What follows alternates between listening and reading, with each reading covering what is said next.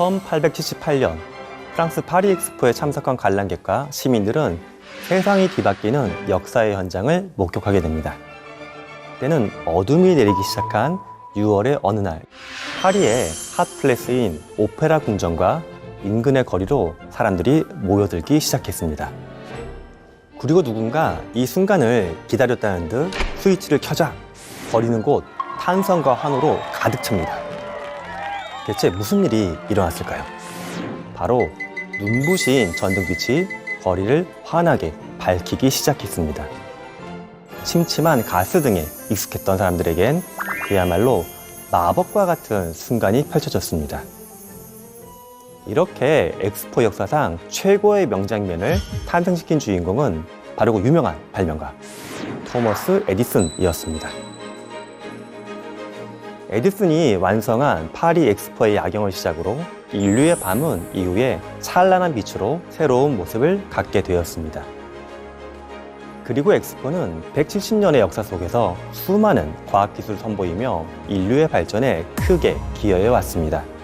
1876년 미국 필라델피아 엑스포에선 그레이엄 벨이 자신이 만든 전화기로 먼 거리에 있는 사람과 첫 통화를 하는데 성공을 했습니다. 1885년 벨기에 앤트워프 엑스포에선 최초의 자동차가 등장하며 자동차의 대중화 시대를 열었습니다.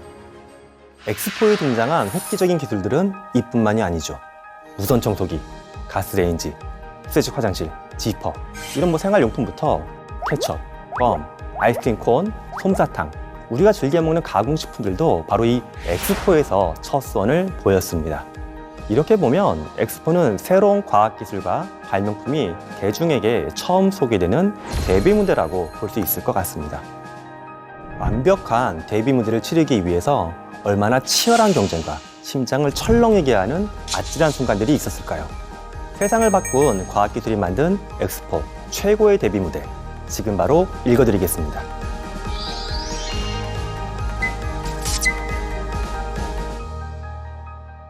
안녕하세요. 인지과학자 김상균입니다.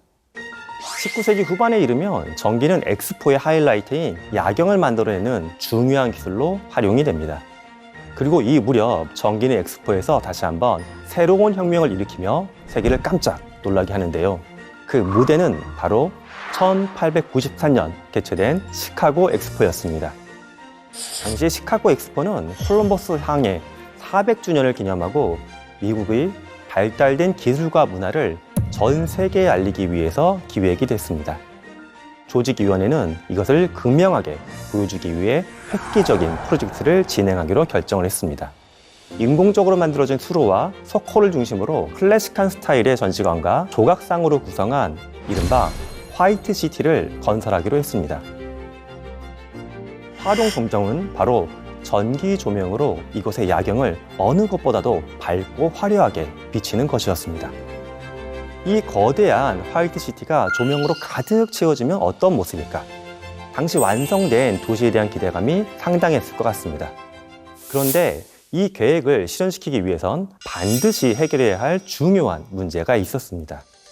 거대한 화이트 시티의 전시관과 보행로를 밝히고 엘리베이터, 기차, 움직임 통로 등까지 이 모든 기술이 원활하게 작동하기 위해선 기존보다 전기 사용량이 어마어마하게 높아진다는 점이었습니다.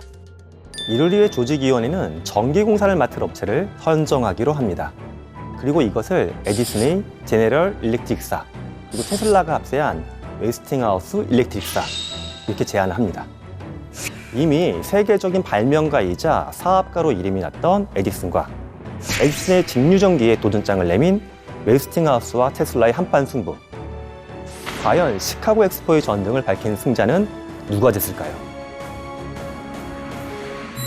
사실 전기 송전 방식을 두고서 이미 이들은 치열한 공방전을 이미 벌이고 있었습니다. 에디슨은 백열 전등을 성공시킨 이후에 1882년 전등 조명 시스템과 여기에 전기를 공급해줄 발전소를 설치하며 뉴욕의 59개 회사에 전기를 공급하기 시작했습니다. 에디슨이 전기를 생산하기 위해 사용한 방식은 직류전기였습니다. 그는 이 방식을 통해 전류 공급 지역을 점차 늘려나갔고 1887년에 이르며 맨하튼 외곽 지역에 무려 121개의 직류 전기를 공급하는 중앙 발전소를 건설하게 됩니다. 이렇게 에디슨이 미국의 전기 산업을 장악해 가던 이 시기, 그에게 도전장을 내민 인물이 등장하는데 바로 발명가 조지 웨스팅하우스였습니다. 그는 에디슨의 직류가 아닌 교류가 고전압 시스템에 더 알맞고 장거리로 송전하는 데 있어서 값도 더 싸게, 쉽게 할 수 있다고 주장을 했습니다. 그럼 여기서 잠깐 깨알 과학 상식을 한번 이야기해 볼까 합니다. 직류란 항상 같은 방향으로 일정하게 흐르는 전기를 말합니다. 반대로 이제 방향이 주기적으로 변하는 전기를 우리가 교류라고 합니다. 당시 기술로는 고압을 만들기 어려웠는데 이것을 해결하기 위해 전선을 굵게 만들면 전선의 재료인 구리값이 많이 들 수밖에 없었습니다. 구리는 뭐 그때나 지금이나 늘 비쌉니다. 이런 문제 때문에 직류전기는 도시에서 1마일 남짓한 거리에 발전소를 건설해야 했는데 거리가 멀수록 더 많은 발전소를 계속 만들어야 하는 문제가 있었습니다. 하지만 교류는 좀 다르죠. 전압을 높일 수가 있습니다. 또 중앙에서 발전소를 만들어가지고 전기를 멀리 전송하는 겁니다. 그 다음에 용도에 맞춰가지고 지점마다 전압을 그때그때 조절해 나가는 방식. 직류보단 구리값과 발전소 건설 비용이 훨씬 적게 들 수 있었던 것입니다. 그렇다면 에디슨은 웨스팅하우스의 교류 전기에 어떻게 대응했을까요? 그는 이제 고전압 시스템이 공공의 위험물이라 이렇게 주장을 하면서 반대 운동을 펼치기 시작합니다. 그리고 1888년 웨스팅하우스에게 선전포고를 합니다. 이것이 바로 War of Currents라고 불리는 세계의 대결, 전기 전쟁이었습니다. 전쟁에 임하는 에디슨의 각오는 그야말로 대단했습니다. 우선 그는 에디슨 전기회사로부터의 경고라는 팸플릿을 만들어가지고 고전압, 교류 전선에 가까이 갔을 때 발생할 수 있는 위험을 경고하고 강조하기 시작했습니다. 그래서 고압, 교류 전선에 감전된 사람들의 명단까지 공개할 정도로 노력을 많이 했죠. 그리고 또 하나의 결정적인 수단을 쓰게 됐습니다. 교수형 대신에 전기의자가 새로운 사형, 집행 방식으로 결정되자 바로 여기에 교류 발전기를 이용하도록 했습니다. 이렇게까지 한 걸 보면 아마 에디슨은 교류, 통전 방식이 정말 위험하다는 생각을 갖고 있었던 것 같습니다. 이 사건으로 웨스팅하우스 당한다 라는 표현이 전기의자에 앉는다는 것과 같은 의미로 사용됐다고 하니까 에디슨의 전략이 어느 정도는 성공했지 않았나 생각을 합니다. 이렇게 에디슨에게 극심한 견제를 받고 있던 웨스팅하우스에겐 결정적인 돌파구가 필요했습니다. 이때 그의 눈에 띈 인물이 바로 천재과학자 니콜라 테슬라였습니다.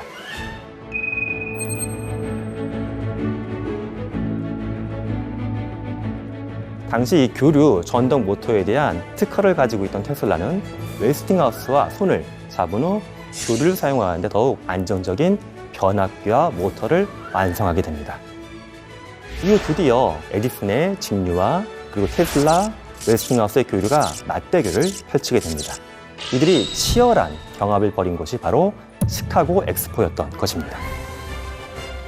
당시 엑스포 주최 측이 제시한 조건은 화이트시티에 약 20만 개 전구를 설치하는 것이고요. 이건 도시 전체를 밝힐 만한 엄청난 물량이었습니다. 에디슨의 제너럴 일렉트릭사가 이를 실현하기 위해 요구한 금액은 약 200만 달러였습니다. 그렇다면 테슬라와 웨스팅하우스는 과연 얼마를 제시했을까? 제너럴 일렉트릭사가 제시한 금액의 한 절반 정도였다고 합니다. 이런 자신감은 교류 전기를 저렴하게 공급하는 방법을 알고 있다는 확신에서 나온 거라고 짐작을 합니다. 이로써 웨스팅하우스 일렉트릭사가 엑스포에 전기 공사 계약을 따내며 세계의 전기 전쟁은 테슬라와 웨스팅하우스의 승리로 끝나게 됩니다. 그리고 1893년 5월 1일 시카고 엑스포가 개막하는 날, 미국의 그로버 클리블랜드 대통령이 스위치를 딱 누르자 약 20만 개의 전등이 엑스포를 환하게 비추기 시작했습니다. 교류 전기의 역사적인 데뷔 무대가 성공적으로 치러지는 순간이었습니다. 시카고 엑스포를 계기로 교류 전기는 안전하고 효율적이라는 인식이 퍼졌고 오늘날까지 전 세계의 가정 곳곳에 송전되는 미래 전력으로 자리를 잡게 되었습니다. 그런데 과학기술 분야에서 이렇게 성패를 가른다는 건 사실은 큰 의미가 없습니다. 에디슨이 당시에는 직류전기 가지고서 전쟁에서 패한 것 같은 느낌을 받았지만 우리가 사용하는 일상의 배터리 있죠. 휴대폰에도 있고 전자제품에 들어간 다양한 배터리들 다 직류전기 방식입니다. 즉 한쪽 기술이 사라진다라기보다 두 기술이 서로 공존하면서 기술의 다양성도 넓어지고 발전시키는데 의미 있는 순간들이 아니었나 저는 그렇게 생각합니다. 세상에 쓸모없는 기술은 없다. 이게 저의 생각입니다. 시카고 엑스포가 미국 역사상 가장 의미 있는 엑스포 중 하나로 꼽히는 이유가 또 있습니다. 여기는 이제 교류전기 이외에도 또 한 가지의 혁신 기술을 이야기할 수 있을 텐데요. 바로 거대한 철제바퀴 2개로 이루어진 세계 최초의 대관람차 페리스 휠입니다. 1889년 파리 엑스포에선 세계적인 랜드마크가 탄생합니다. 파리 하면 떠오르는 최고의 아이콘, 에펠탑이었습니다. 당시 에펠탑이 초대박을 터뜨리자 시카고 엑스포의 조직위원회는 이것을 능가하는 특별한 무언가를 우리도 좀 해보자 하는 욕심이 생겼죠. 그렇게 탄생한 것이 거대한 증기 엔진으로 움직이는 지름 약 80m, 무게가 무려 71톤의 대관람차였습니다. 이 관람차는 세계 최초의 놀이공원이 도입된 엑스포장 내에 미드웨이 플레이선스라는 곳에 자리를 잡았습니다. 36개의 탑승기구에는 각각 한 60명이 탈 수가 있었습니다. 한 번 운행되는데 최대한 2,000명 가까운 사람을 태울 수 있을 만큼 그 규모가 정말 어마어마했습니다. 한 20분 정도 회전하면서 화이트시티의 전경을 다 즐길 수 있었고요. 엑스포 기간 내내 160만여 명 탑승할 만큼 큰 인기를 끌었습니다. 엄청난 무게를 견디며 장고장도 없이 무사히 작동한 결과 미국의 기술력을 세계에 알리는 상징물로 인식이 되었습니다. 이처럼 엑스포를 통해 발표된 새로운 기술들이 대성공을 거두면서 엑스포의 위상은 나날이 높아지게 됩니다. 그리고 이런 자신감을 드러내듯 드디어 1939년 4월 30일 뉴욕 엑스포의 개막 연설이 세계 최초로 생방송되는데 바야흐로 텔레비전의 시대가 열리는 순간이었습니다.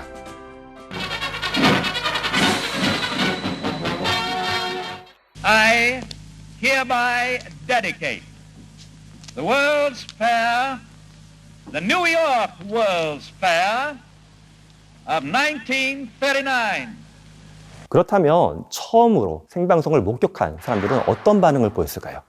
발명품을 보기 위해 엑스포 기간 동안 RCA, 즉 라디오 코퍼레이션 오브 아메리카 전 시간에 모여들었는데 이유는 RCA가 개발한 기술과 엠파이어 스테이트 빌딩의 송시탑을 이용해서 방송이 송출됐기 때문입니다.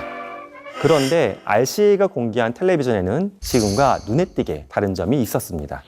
스크린을 통해 보이는 이미지가 이렇게 정면이 아니라 뚜껑 속에 있는 거울에 반사가 되어서 보이는 형태였습니다. 텔레비전을 보는 방식이 참 흥미롭죠. 세상을 발칵 뒤집은 엑스포가 공개한 신기술. 이번에 소개해드릴 것은 먼저 영상으로 한번 만나보겠습니다.